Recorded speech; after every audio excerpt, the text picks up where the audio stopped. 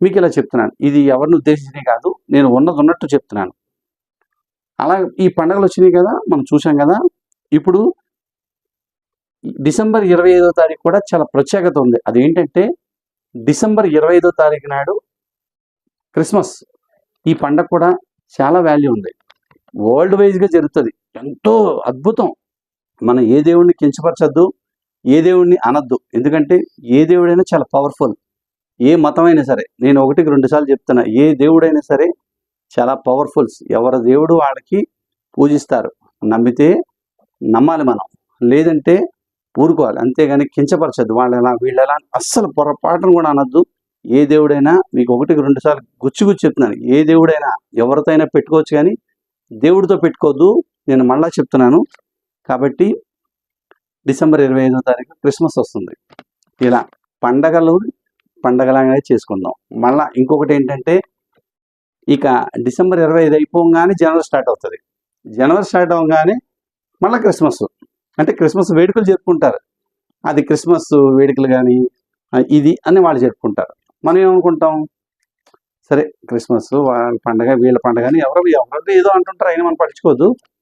తర్వాత చాలామంది happy new year చెప్పుకుంటారు. చెప్పుకొని వీళ్ళు తప్పే ఉంది దాంట్లో. హ్యాపీ న్యూ ఇయర్ చెప్పుకుంటారు, కొత్త సంవత్సరం చెప్పుకుంటారు.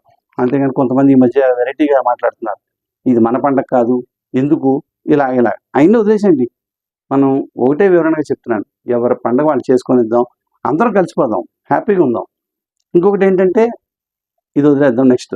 అంటే వదిలేద్దాం అంటే నేను వేరే ఉద్దేశం అనలేదండి. నెక్స్ట్ ఏంటంటే, జనవరిలో పండగ, చాలా పెద్ద పండగ సంక్రాంతి. ఇది అందరికీ తెలుసు, అన్ని చోట్ల తెలుసు. ఇది చిన్నప్పటి నుంచి వస్తున్న సాంప్రదాయం, అందరికీ తెలిసిన విషయమే. ఇప్పుడు ఇంటి ఇలా మారిపోయినాయి, కానీ ఇదేదో అలాగే ఇలా కానీ అన్ని చోట్ల చేసుకుంటారు. సంక్రాంతి అనేది ఎక్కడా, ఇది పర్మనెంట్ అనేది ఎక్కడా లేదండి. సంక్రాంతి కూడా అన్ని చోట్ల చేస్తారు. సంక్రాంతికి ఉత్సవాలు నేను చాలా చోట్ల చూశాను. చాలా చోట్ల చాలా బాగా చెరుకు గేళ్ళు కానీ, కుండలు కానీ పెట్టి దాన్ని అద్భుతంగా చేసేది అన్ని ఊర్లో కూడా చేస్తారు. వరల్డ్ వైజ్ ఇది కూడా నేను చెప్తున్నా మళ్ళీ మీకు, వరల్డ్ వైజ్ అమెరికాలో కూడా చేస్తారు. ఇది ఇలా చెరుకు గేడలు పెట్టడం ఇలా. ఎందుకంటే నేను చూడలేదు అమెరికా ఎలా ఉంటుందో, కానీ వాళ్ళు చెప్తుంటే నేను విన్నాను. మేము కూడా చేస్తామండి ఇలాగని. ఎందుకంటే నేను చాలా చోట్ల కూడా విన్నాను. వరల్డ్ వైజ్గా అంటుంటే కొన్ని పాస్పోర్ట్ లేకుండా వెళ్ళే దేశాలు కూడా ఉన్నాయి.